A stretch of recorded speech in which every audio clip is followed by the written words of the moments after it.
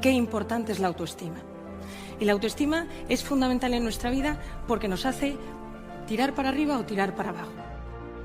Qué importante es a día de hoy saber aceptar esas limitaciones, esas cosas mal hechas, eso que nos ha ocurrido en la vida que pues no dimos la talla, no estuvimos bien, pudimos hacerlo mejor.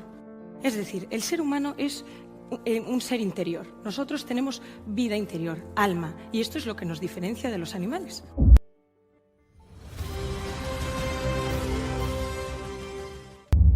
He venido a hablaros. No os voy a robar mucho tiempo, pero quiero que en el poquito que utilice todos saquemos grandes ideas.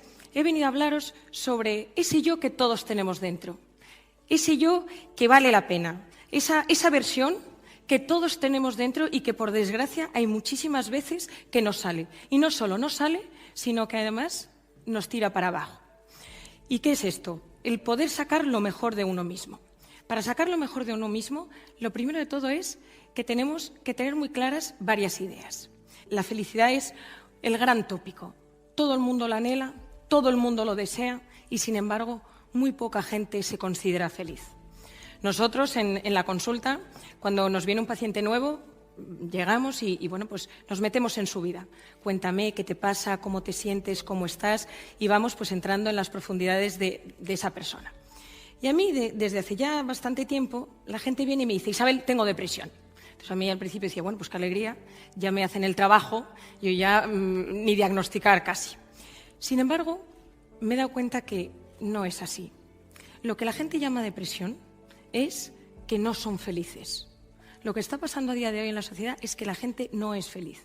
La felicidad no es algo estático, no es esto, sino que es muy dinámico. Y ese dinamismo es a lo largo de toda la vida. Sabiendo que, sí o sí, tenemos que vivir en el presente. Y este es el grandísimo problema que está pasando a día de hoy.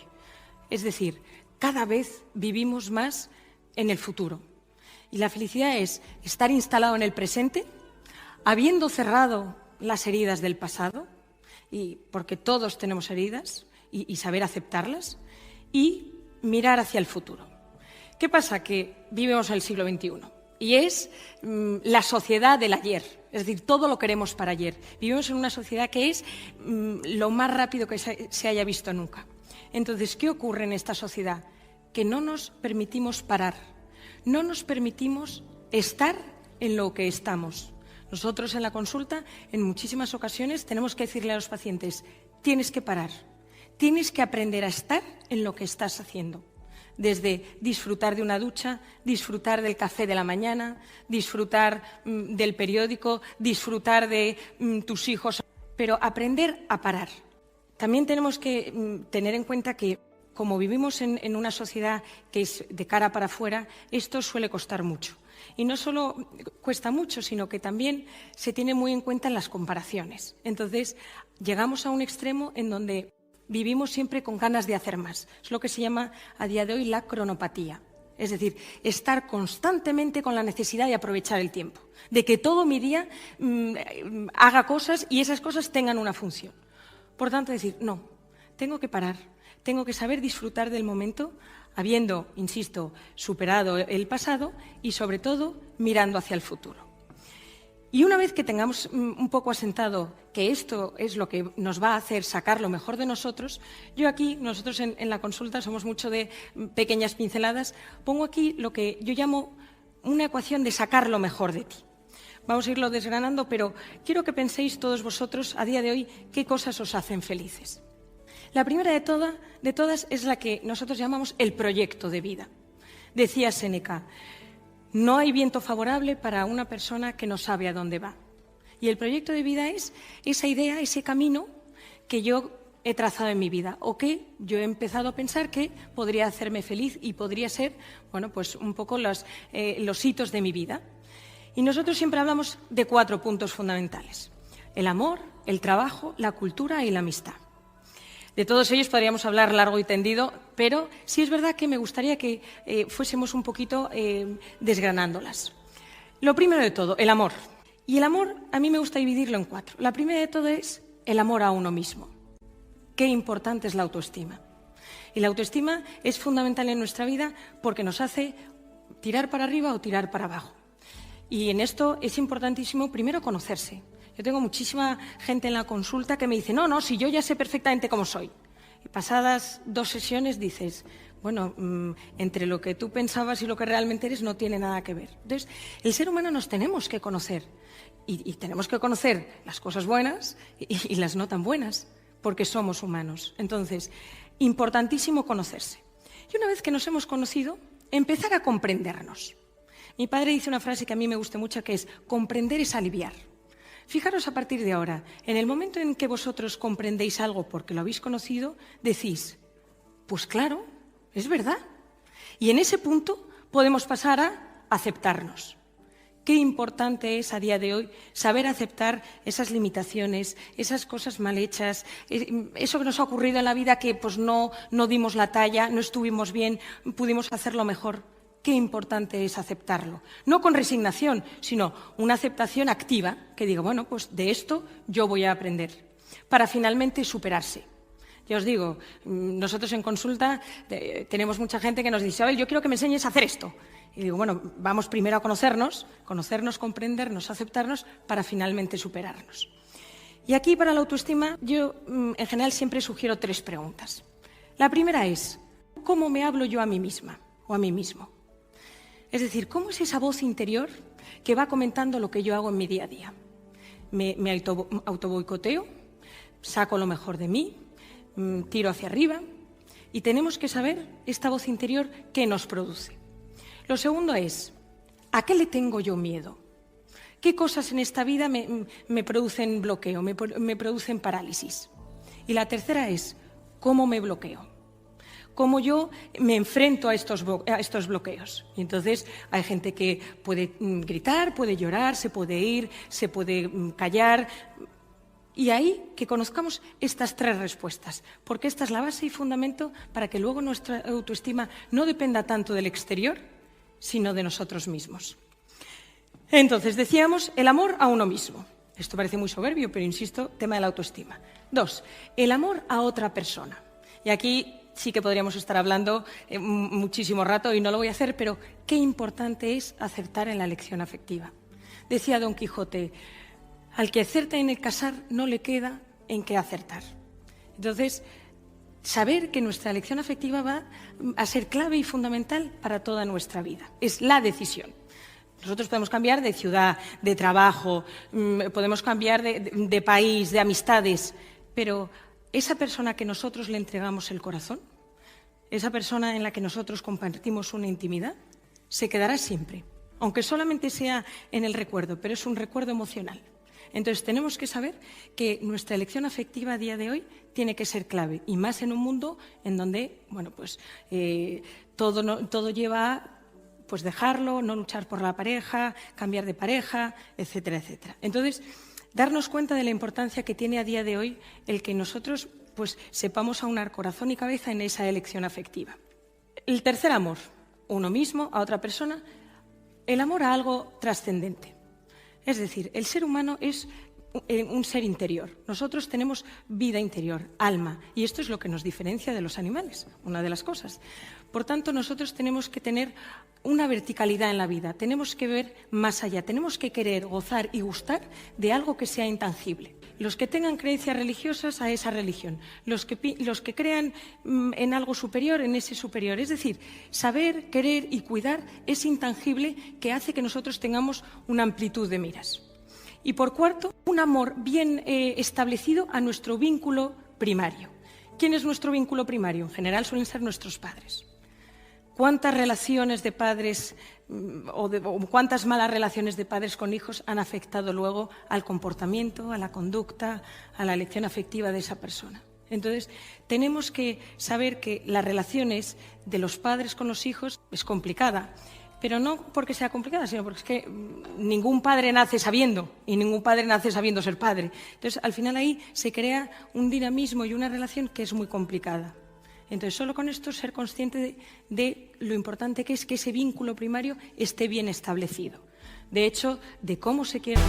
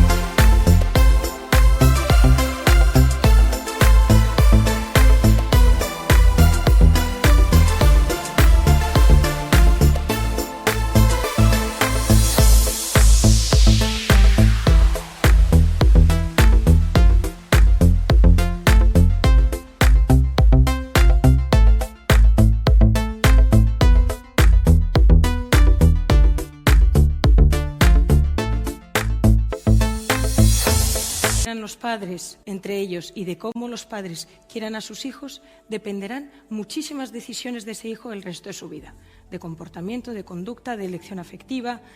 Es decir, afecta a muchísimos ámbitos y planos de la persona. Decía, amor, trabajo. Y aquí nosotros siempre diferenciamos dos grandes patas. La primera es algo que me guste, hacer algo que realmente me guste y que disfrute, y algo que me reporte económicamente. El que solo trabaja por dinero termina totalmente amargado. Y el que solo trabaja por corazón, hay un momento dado que no se siente valorado. Entonces tenemos que hacer que el trabajo sea el ámbito en donde nosotros saquemos nuestro mejor yo. Y no es tanto hacer lo que a uno le gusta, sino gustar lo que uno hace.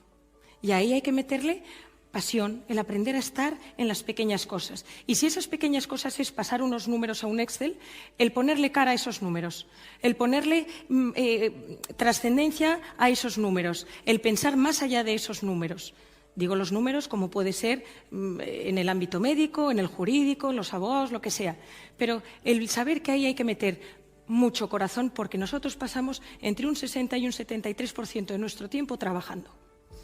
Lo tercero es la cultura. La cultura es amplísima. Yo siempre digo que la cultura tiene dos patas. Saber algo sobre todo y todo sobre algo.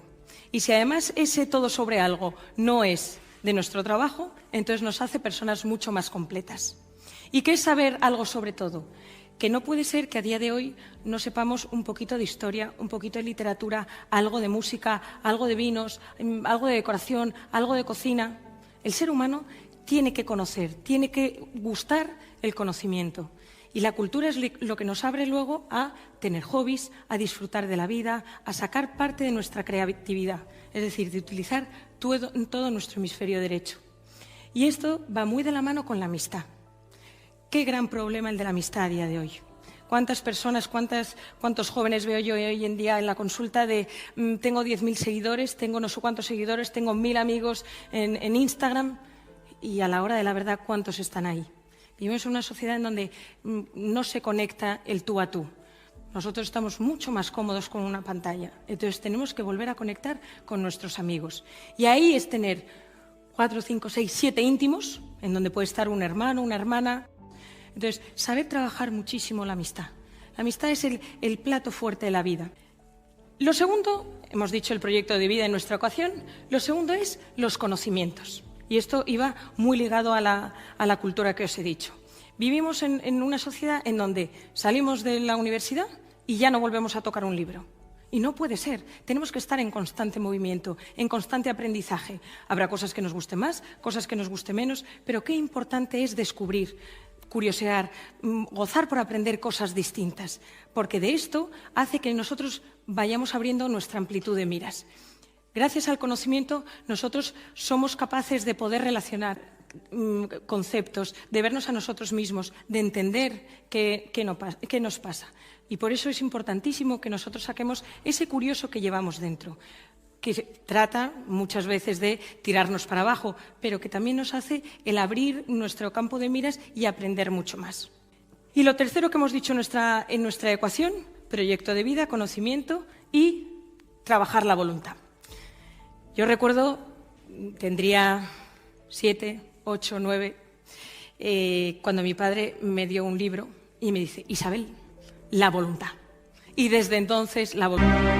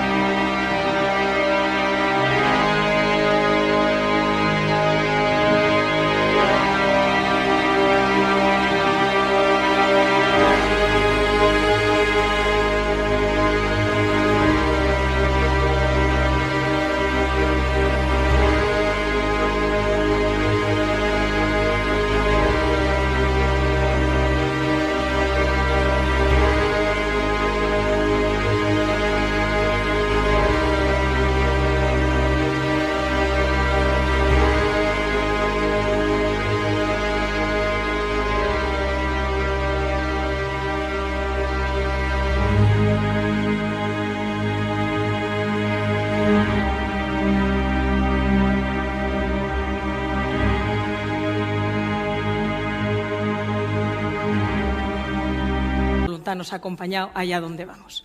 Y yo he escuchado muchas veces a mi padre decir que con la voluntad se llega donde uno quiere. Y de hecho, pensar vosotros en antiguos compañeros de clase, en aquel amigo del colegio, que no eran especialmente inteligentes, o no por lo menos lo que nosotros entendemos por personas brillantes, pero el tesón del día a día, el de hacerlo todos los días, ¿dónde están ahora? Y eso es la voluntad, es decir, saber vencerse en lo pequeño, es decir, venga, aunque no me apetezca, lo hago, venga, aunque no pueda, pues lo intento. ¿Qué ocurre? Que a día de hoy, con todo el tema de las tecnologías, las pantallas, cada vez cuesta más, porque vivimos en una sociedad que es la gratificación instantánea. Lo quiero ya y lo quiero todo. Y, sin embargo, la voluntad requiere de muchísimo esfuerzo. La voluntad siempre va acompañada, o yo siempre digo que tiene varias amigas fundamentales en la vida, que son la perseverancia, la constancia, la motivación y, sobre todo, saber posponer la recompensa. Y bueno, todas ellas van haciendo de las suyas, que digo yo, cada una en mayor o menor medida. La motivación es, yo siempre hablo de ella como esa especie de nerviosismo o ese nerviosismo activador que hace que tú puedas conseguir hacer las cosas. Motivación viene de motus, que es el motivo que me hace poner a hacerlo. La constancia es la perseverancia, insistir, aunque me salga mal. Y decir, venga, pues, y si no es aquí, pues redirijo de la otra forma. Pero saber lo importante que es a día de hoy el que trabajemos estas 4 cosas para poder conseguir nuestras metas y nuestros objetivos. Yo, de hecho, en la consulta tengo muchas personas que se comparan y me dicen, es que a fulanito le va tan bien, es que mira qué fácil lo ha tenido el otro. Y claro, al final no nos damos cuenta que debajo de ese me va muy bien está la teoría del iceberg. Es decir, todo lo que se ha hecho, los esfuerzos, todas las caídas que se ha tenido, todo lo que ha tenido que volver a empezar. Dice un proverbio chino, no lo harás y no comenzarás si nunca das el primer paso. Y ese es el primer paso, el decir, voy a por ello. Y para ello tenemos, lo primero de todo, que marcarnos metas y objetivos. Nosotros en la consulta hacemos lo que llamamos la tabla de ejercicios de la voluntad. Y entonces, porque yo tengo mucho paciente que me dice, no, bueno, pues Isabel, yo quiero hacer un triatlón. No he hecho deporte en mi vida, pero quiero hacer un triatlón. Entonces, claro, para tener esa gran meta tenemos que ir consiguiendo objetivos. La meta, algo grande, intangible. Y yo ahí siempre digo, soñad, intentadlo. Vamos a conseguir esa meta poniéndonos objetivos. Son mucho más concretos, mucho más específicos y de pequeños objetivos vamos a ir consiguiendo las metas. Porque de todo esto lo que vamos a conseguir es realmente tener cierto control no solo de nuestro comportamiento, sino también de nuestros pensamientos. Porque muchas veces son los pensamientos los que nos tiran, por eso os decía la voz interior anterior, lo que nos tiran a no hacer las cosas. A decir, mejor no voy a poder, esta persona es mejor que yo. Y sin embargo, está dentro de nosotros, porque todos tenemos ese motus interior. Y todo esto multiplicado por la pasión. Los conocimientos suman, el proyecto de vida suma, la voluntad suma, pero todo no tiene nada que ver si le metemos pasión. La pasión es la sal de la vida, lo que da el gusto a la vida. Y hay muchas veces que esa pasión no sale sola. Hay que trabajar la pasión. Y la pasión es parte de la actitud. El ver en esas cosas pequeñas el gusto, lo que uno disfruta. Porque de que uno ponga esa sal o ese punto va a hacer que esté mucho más feliz. Yo le escuché hace un tiempo a mi hermana una anécdota que me pareció buenísima. Y es que nosotros en la consulta, bueno, pues vamos corriendo, fruto un poco de este siglo XXI que os decía. Y entonces uno de los pacientes una vez me dijo, Isabel, es que yo disfruto porque cuando os veo es que todo parece que es novedoso, todo parece que es bueno, todo parece que... Y yo me reía para mis adentros y le digo, vamos a intentar meterle esta pasión a la vida. Vamos a hacer de todas las personas que nos encontremos un gesto amable, una sonrisa, ponernos en sus zapatos, la famosa empatía, la inteligencia emocional. Vamos a intentar no estar pensando tanto en lo que a mí me afecta o lo que a mí me pasa, sino ponerme en la situación del otro. Y de ahí sacaremos todo eso que nos da al resto, que hace que esa parte sensible que tenemos todos los seres humanos salga. El gran enemigo de la pasión es o la ansiedad o la depresión. La ansiedad es vivir instalado en el futuro, y estar constantemente pensando en el futuro, y la depresión es solamente estar mirando al pasado, estar pendientes de todas aquellas cosas, esas heridas, esas quejas que parece que nunca terminan. Por tanto, saber que de nosotros depende mucho el trabajar todas estas cosas, porque a la larga nosotros tenemos tal neuroplasticidad que podemos ser los que dirijamos nuestro pensamiento, los que creamos, nuestra propia versión, sacar lo mejor de nosotros mismos. Y gracias a eso nosotros sacamos esa versión que hace que seamos únicos. Pero para ello tenemos que soñarlo y sobre todo trabajarlo, porque así se saca la mejor versión de uno mismo.